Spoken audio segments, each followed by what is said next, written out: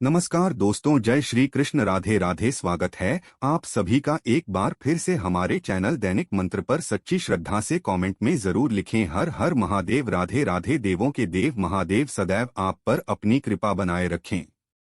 दोस्तों, आपको यह जानकर काफी हैरानी होगी कि अगर हफ्ते की इस खास दिन महिलाएं बाल धो लेती है तो प्रति मालामाल हो जाते हैं।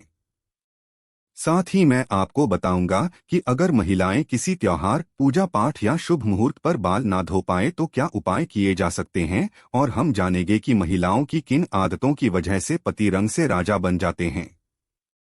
तो पूरी जानकारी के लिए वीडियो को आखिरी तक जरूर देखिए। हिंदू धर्म शास्त्रों में अनेकों परंपराओं और रीति रिवाजों को विशेष महत्व दिया जाता है। शादी, विवाह और अंतिम संस्कार के अलावा कई ऐसी परंपराएं भारतीय हिंदू समाज में आज भी विद्यमान हैं, जिनका अनुसरण प्रत्येक भारतीय पुरुष अथवा महिलाएं करती है। इसी के अनुसार सुहागिन महिलाओं को प्रतिदिन कुछ कार्य करने से पहले शुभ अशुभ का पहले विशेष ध्यान रखना पड़ता है। आप तो जानते ही होंगे कि सुहागिन महिलाओं द्वारा विशेष दिन के अलावा धर्मशास्त्रों में उनके बाल धोने को निषेध माना गया है। तो दोस्तों, चलते हैं और सुनते हैं गुरुजी से कि वो क्या कहते हैं इसके बारे में। सप्ताह के कुछ विशेष दिन यदि सुहागिन महिलाएं अपने बाल धोएं तो उनके पति पर बाधाएं आ सकती है। यहां तक कि आपकी संतान और परिवार को भी कष्ट हो सकता है। तो आइए आप भी जानिए कि किस दिन सुहागिन महिलाओं को बाल नहीं धोने चाहिए और किस दिन बाल जरूर धोने चाहिए। लेकिन वीडियो शुरू करने से पहले अगर आपने हमारे चैनल को सब्सक्राइब अभी तक नहीं किया तो सब्सक्राइब जरूर कर लें और साथ में ही बेल आइकन को भी प्रेस कर दें ताकि हमारे चैनल पर अपलोड होने वाली न्यू वीडियो की अपडेट आपको मिलते रहे। दोस्तों, सबसे पहली बात यह है कि बुधवार के दिन विशेषकर कुमारी लड़कियों को बाल नहीं धोने चाहिए। यदि कोई कुमारी लड़की बुधवार के दिन अपने बालों को धोती है तो उसके भाई पर कोई बड़ी आफत आ सकती है, जिसका आप कोई अंदाजा भी नहीं लगा सकते हैं। इसलिए जितना संभव हो सके बुधवार के दिन कुमारी लड़कियों को बाल नहीं धोने चाहिए।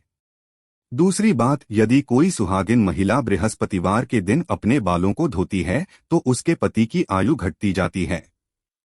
सुहागिन महिलाओं को भूलकर भी बृहस्पतिवार के दिन बाल नहीं धोने चाहिए और न ही बृहस्पतिवार के दिन नाखून और बाल आदि काटने चाहिए। ऐसे में आपको बृहस्पतिवार के दिन घर में पोछा भी नहीं लगाना चाहिए और न ही बृहस्पतिवार के दिन कपड़े आदि धोने चाहिए। अगर आप ऐसा ही करते हैं तो आपके परिवार पर बहुत बड़ी विपदा सकती है। तीसरी बात, यदि कोई शादीशुदा महिला सोमवार के दिन बाल धोती है तो उसकी बेटियों और बेटों पर कोई बड़ा संकट आने की संभावना बनी रहती है। परिवार को किसी बड़े आर्थिक संकट का सामना करना पड़ सकता है। ऐसे में शादीशुदा महिलाओं को सोमवार के दिन भी बाल नहीं धोने चाहिए।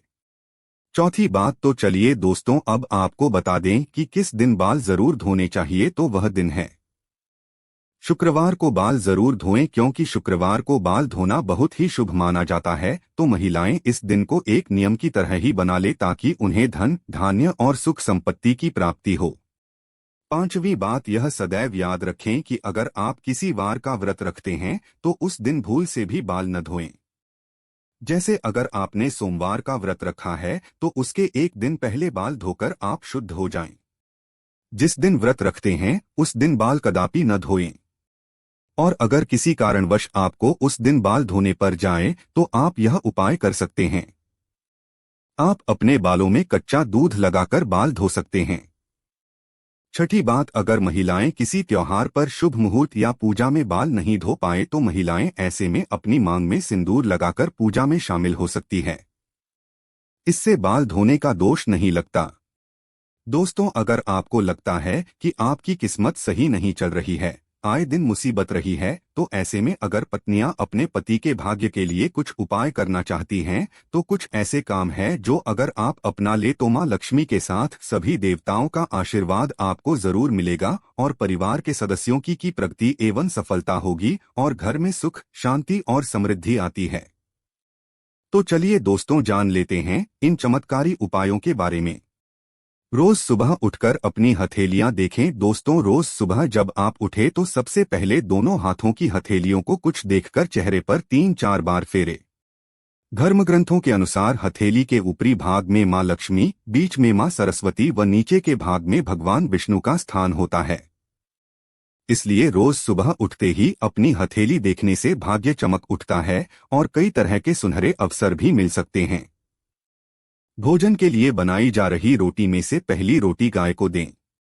धर्म ग्रंथों के अनुसार गाय में सभी देवताओं का निवास माना गया है, पर प्रतिदिन गाय को रोटी दी जाए तो सभी देवता प्रसन्न होते हैं और आपकी हर मनोकामना पूरी कर सकते हैं।